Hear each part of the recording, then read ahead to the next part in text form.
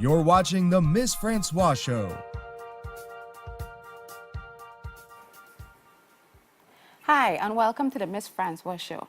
Did you notice anything different? What? You don't see I colored my hair red? I mean, it doesn't really matter. I look so amazing regardless what color it is. On today's show, I have a special guest for you. His name is Joe Show. I don't know what that means, but I guess we're going to find out because he's our guest comedian. He was born in Grenada. Most people don't even know that even exists because if it's not Jamaica or Trinidad, I mean, what is a Grenada? But look it up, right? So he was born in Grenada. He lives in Brooklyn. His comedy focuses on baby daddies and relationships, something like that. I wasn't really paying attention when he told me, but once he gets on and start making you laugh because he doesn't have a choice because this is comedy meets reality. But with that said, I'm going to take it straight to Joe Show.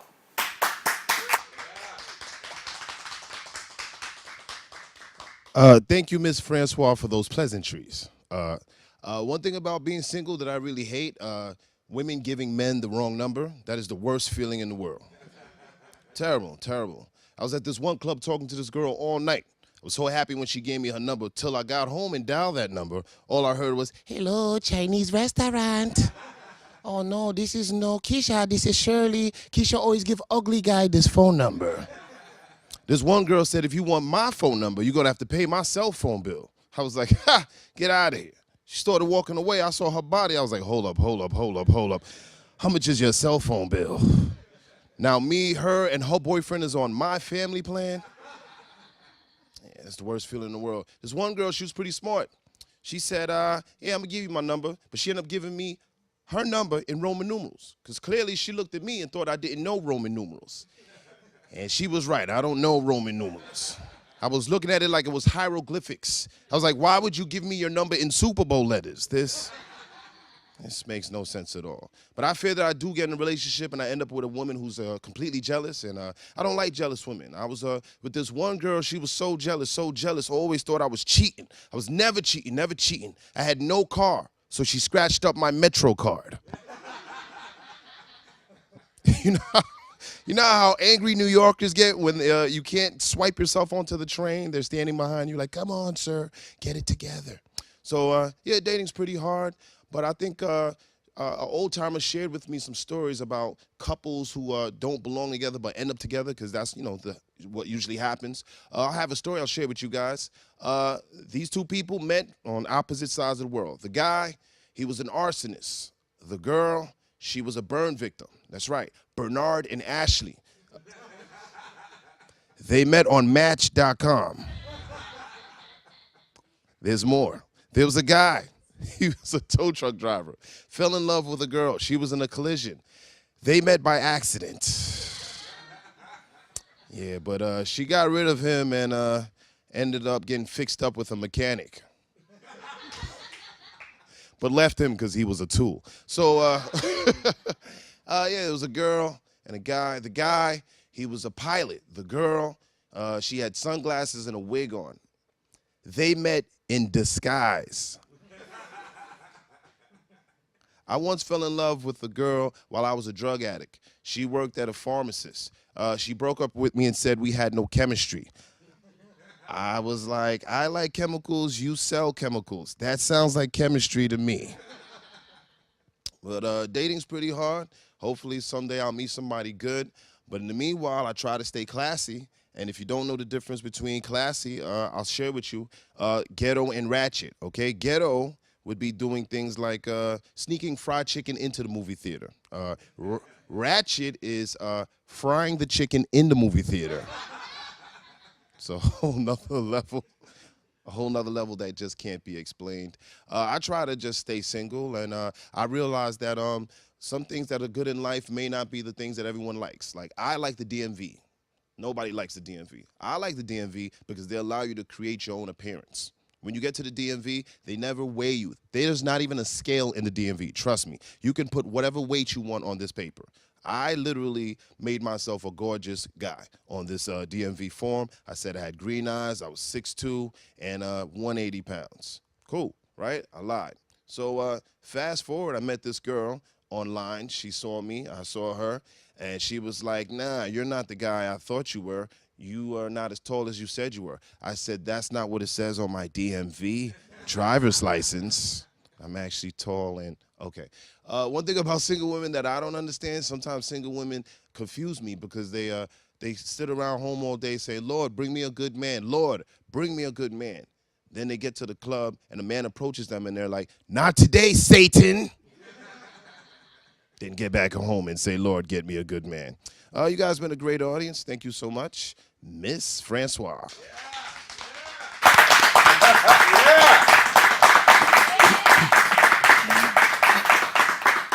Not today, Satan. He actually held my attention. I must say, Joshua, you are definitely one of my favorite comedians thus far. That's what I say to every comedian that comes on. Anyway, make sure you look him up on Instagram. I am Joshua. He's actually very hilarious, as you can see, or can you tell from what he just did. With that said, on today's segment, which I'm calling Q&A with Dr. Glorious Dunkerley.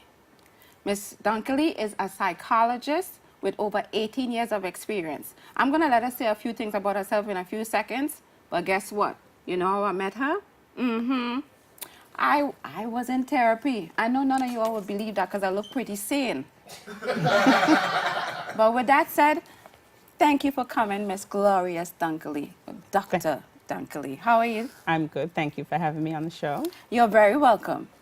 So, with that said, I just wanted to just say, go over a few things about you. You're owner of a company. What's the name of the company It's you called own? Life Lessons Psychological Services, PLLC.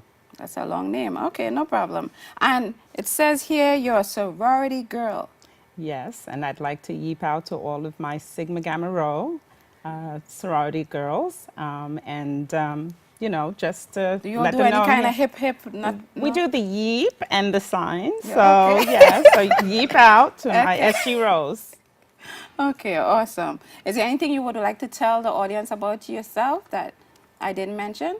Well, I actually have been practicing just about 20 years. I've done relationship counseling. I see a lot of families, children. I provide psychological testing. I've done several evaluations. I've also been featured on some of the network TVs, and in Okay, particular, now Dark she's Men. showing off, but that's okay. So, was I not one of your favorite people, one of your favorite clients? The best. Thank you. So you know she's for real. So we're calling this segment Q&A with Miss Glorious Dunkerley, Dr. Glorious Dunkerley. And before we even continue, I wanted everyone to know that I actually asked over 30 people a bunch of questions, and we had to pile it down only to a few because many people have so many questions, right?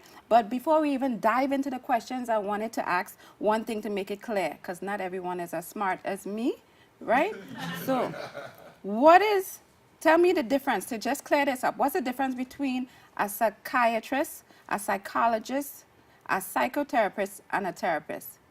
Okay, so basically, a psychiatrist is the only one that is able to prescribe medication to any individual. Some psychologists also provide psychotherapy, but it's very minimal.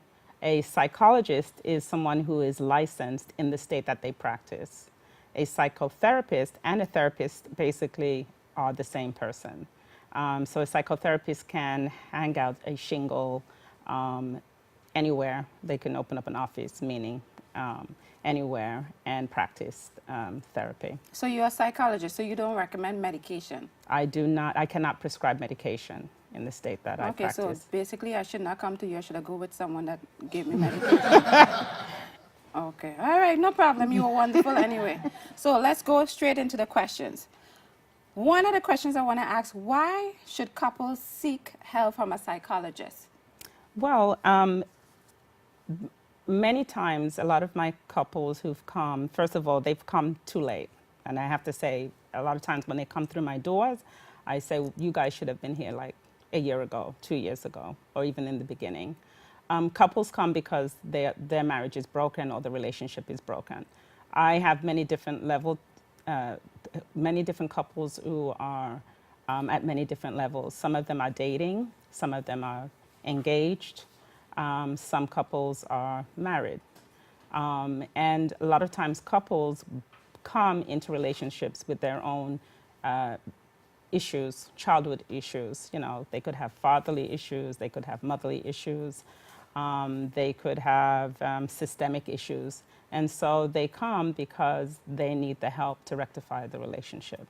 Okay. So you're saying we should come to you, so you could help us, whatever. But you're saying maybe we should come earlier before coming when the problem is already there. Right. For example, sometimes I have couples who are just dating and they want premarital counseling. Okay. And so they know that there could be potentially an issue, or they want to know if there are issues in their relationship.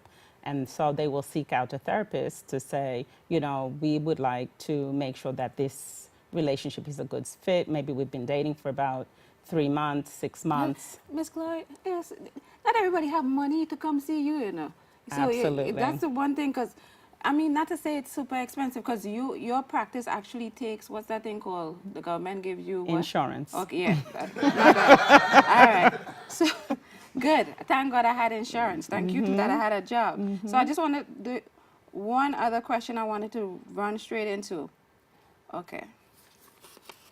Don't rush me. 1 second. Okay. Once a cheater, always a cheater. What's your view on that? Okay. I think you're wrong, because that don't make any sense.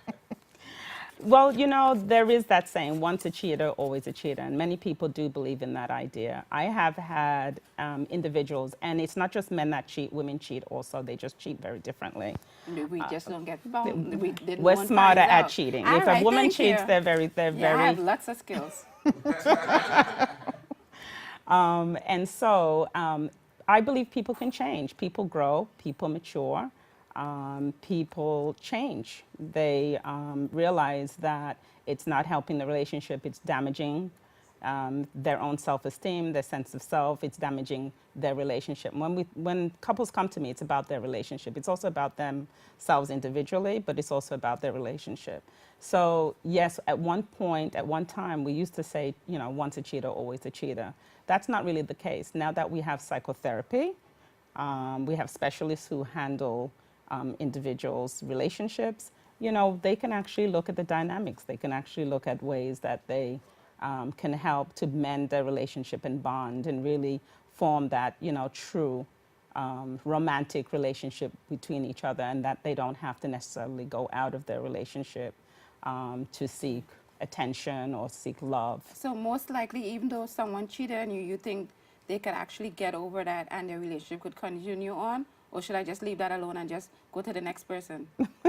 Well, that's a good question. I know, that's why I'm the host. So, you know, you can mend the relationship. You don't necessarily have to say, okay, well, he's cheated or she's cheated, and that's it. I'm going to end it. I have a lot of cheating relationships. I have a lot of women who've cheated. I see a lot of She's men. talking about me on air. Okay, no problem. Go ahead. I've had a lot of men who have cheated on their partners. And, you know, it's really about forgiveness. You know, if that partner can say, maturely say, you know, I'm going to give you another chance, or I'm going to give this relationship another chance, then it can definitely work out. And I've seen it happen. Okay, I guess you can't say that about me, but thanks. So, with that said, I don't want to, these people be showing me cards and stuff for me to go and break. Some of them, you know, when you see 2 minutes, I'm not sure if I'm supposed to go right now or hold up. But with that said, I don't want to go into another question, because this one involves something going on and on, which is, I'm going to just tell you what it is before we come back. It's going to be, what are some particular steps for couples that they can take to improve communication? Okay, so when you come back, that's going to be one of the questions we're going to be talking about. So with that said, I'm being forced to go and break, okay? But you're going to get to see more of me, Miss Francois, very soon. Please do come on back. So there you are, shuffling through a stack of resumes, and you come to mine. This is it, first impression, my way in. But can my resume show you how I truly stand out? Like that I was studying, going to night school while working 2 jobs just to help my parents pay for groceries. Or being the first one to always step up. No, That's something you just can't put on paper. Look beyond the resume and discover new ways to develop great talent that is dedicated, hardworking, and determined like me.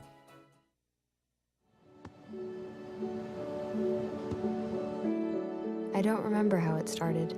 Go to that. Our back and forth. It always came back. Dad! You probably don't remember what you told me, That was perfect. but I heard every word.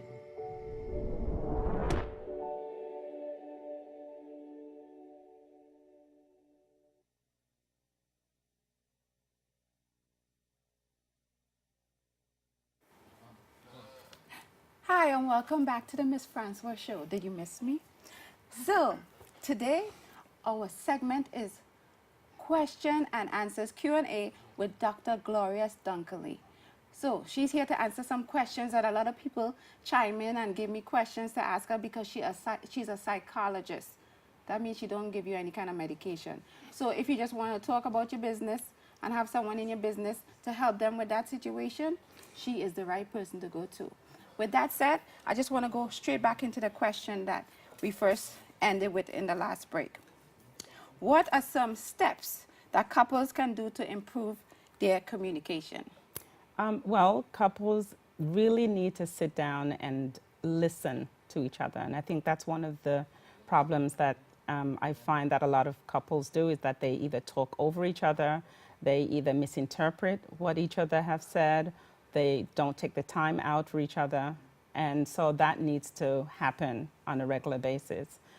Sometimes couples, when they're arguing or they're having a disagreement, walk away. You know, you don't necessarily have to But my thing stay is, in. see, this is my issue.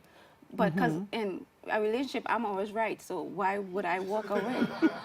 That's my thing. And If see, there's- that's the problem. I mean, maybe you're not always right. Maybe you think you're right, but Well, that, this is the last time you come on the show. That's okay. So you should try to listen more, because sometimes it's hard to listen. Because when someone is talking, they already have like an answer back in their mind, so they want to get the answer across. absolutely. And we do find that. I find that a lot of couples or a lot of partners, they are into their head. They Okay. are waiting. They're urging, the urgency to get that next statement out of their head is more important than listening to what their partner is saying.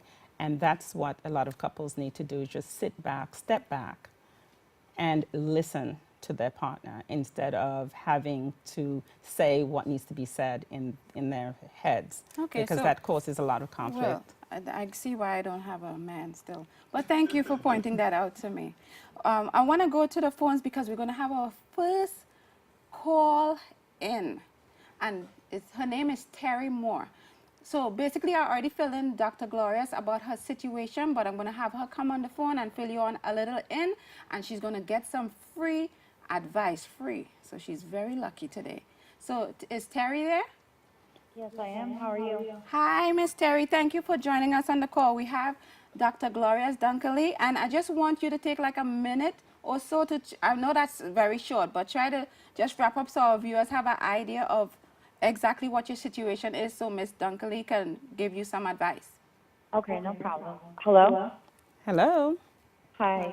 Okay, I've been dating a guy for about 3 years, that's been going through a divorce for 5 years. And the divorce has been really, like, bitter. 3 kids were in the marriage, and only one ended up being his. And she never leaves us alone. Like, she calls DCFS on my son, and everything gets unfounded. That his child has had lice for 6 years, and we can't stop it. We clean her when she gets here, and when she goes back home, she gets reinfested. Sometimes I feel like he doesn't protect me enough from all this drama, and it just causes a lot of tension in our relationship, and I'm just beside myself. Like, I don't know if I'm in the wrong situation. I really don't know what to do. So Terri, let me ask you this. So basically, you're in a relationship for 4 years. He's been trying to get a divorce for over 5 years, right? From his ex-wife. Yes, Right. ma'am. So right now, even though the kids, out of the 3 kids, 2 of the kids, they found out it's not his, right? Correct. but you're standing by him and he's trying to get this divorce. What is taking the divorce so long? Well, like, it gets continued, or, like, we get more evidence on her because we had to hire a private investigator. Just a lot of complications, and the judge always sides with her. Like, after he got the DNA test, he paid $23,000 last year in child support for the kids that weren't his, and he never even got it back. Wow. But, like, so let me ask you this. So let me ask you this question: you and him, are you all planning to get married? That's one of the reasons. No, he tells me he never wants to get married because of that. He never wants to. So it's like, I feel like I'm sitting here paying bills, I'm doing wife things for you, and you don't want to marry me. Like, it just really hurts me, you know, a So lot. Terri, Yeah, can I ask you, why are you still in the relationship? I mean, honestly, I ask myself that every day. I mean, I try to be positive, thinking maybe, like, all my good deeds would, like, warm his cold heart, but, you know, it hasn't. You know, I do and I do and I do for him, and we fight a lot about his daughter, or, you know, just everything in general. And lately we've been fighting a lot. Like, even just now before I called you, like, we were fighting, and So it's what just a do you really think? tough. Yeah. Can I just ask you, besides the fighting, does he do anything for you? Do you feel like there's anything besides No. the fact that you're hoping one day that he will divorce this other woman, which is taking quite a bit of time to do? Well, honestly, he doesn't support me financially. I finance myself. Emotionally and mentally, he doesn't support me. Like, I'm basically on my own in this relationship.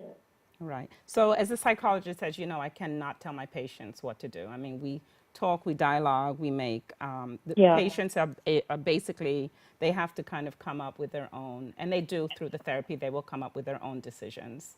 Yeah. To me, you sound very sad, first of all. I I'm am. hearing a very low and a very depressed individual. It sounds to me like the relationship is not going anywhere, like it hasn't really budged.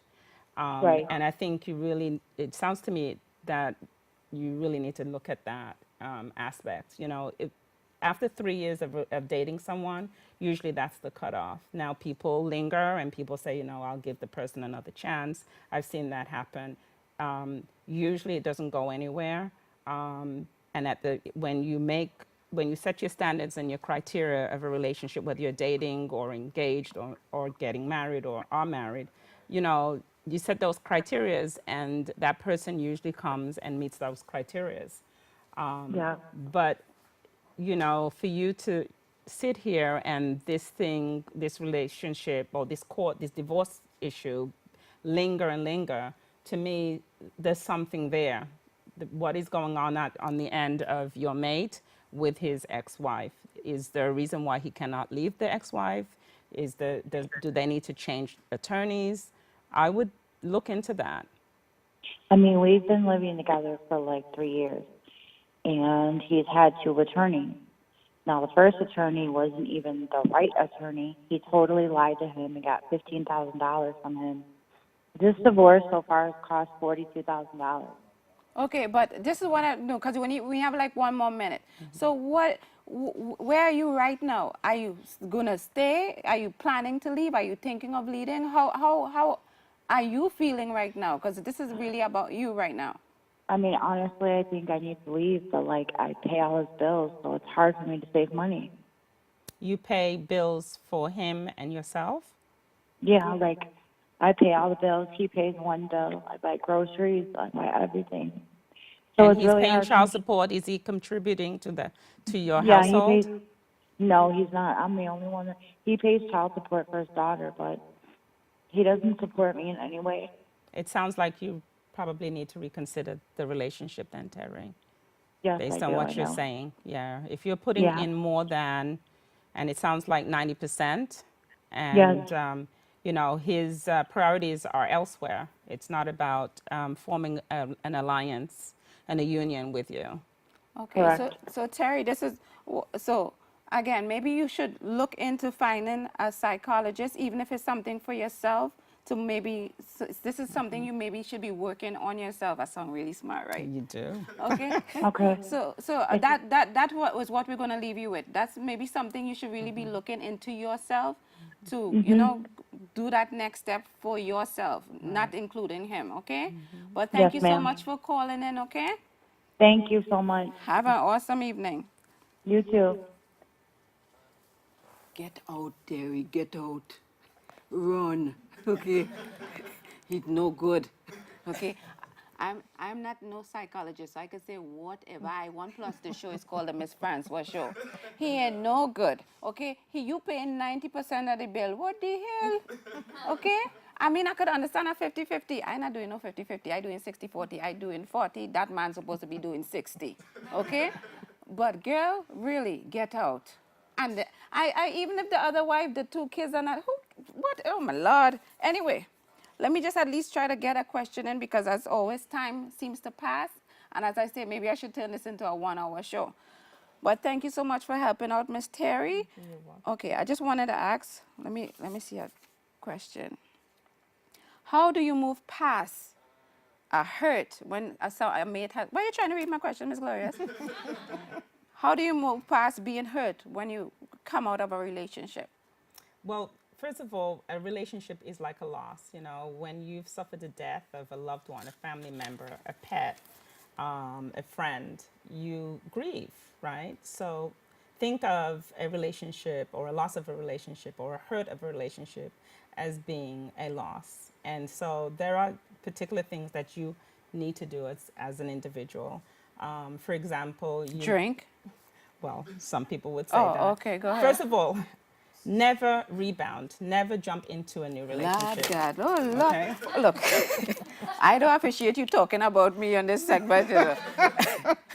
But okay, go ahead. All right, no rebound. So we don't want to rebound. We All don't right. want to jump in because Check. all we're doing, okay, is hurting the next person. There is no Yeah, but real some people love say to do that because it to get frees. over. Yes. Right, but it's not the most healthiest thing to do. It is never healthy. Okay, it's what's never it? healthy for yourself. It's never healthy. You need to take care of yourself as an individual. You need to heal. You need to go out, okay? Party.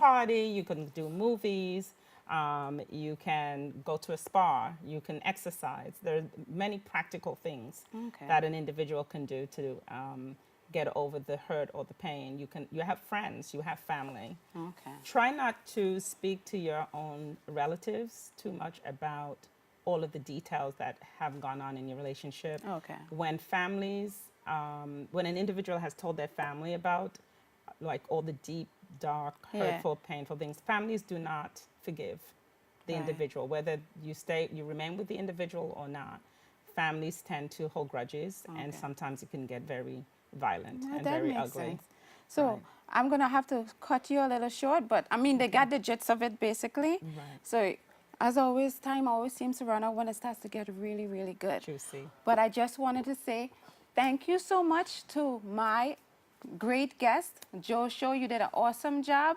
And thank you so much, Miss Gloria. I keep forgetting Dr. Glorious Dunkerley, sorority.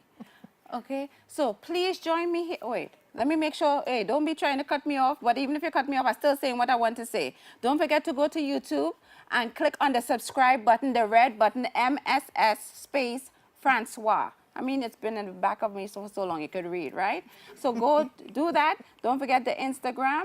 And right now I'm going to try to get some free advice from the psychology so I don't have to pay for it or whatever. So anyway.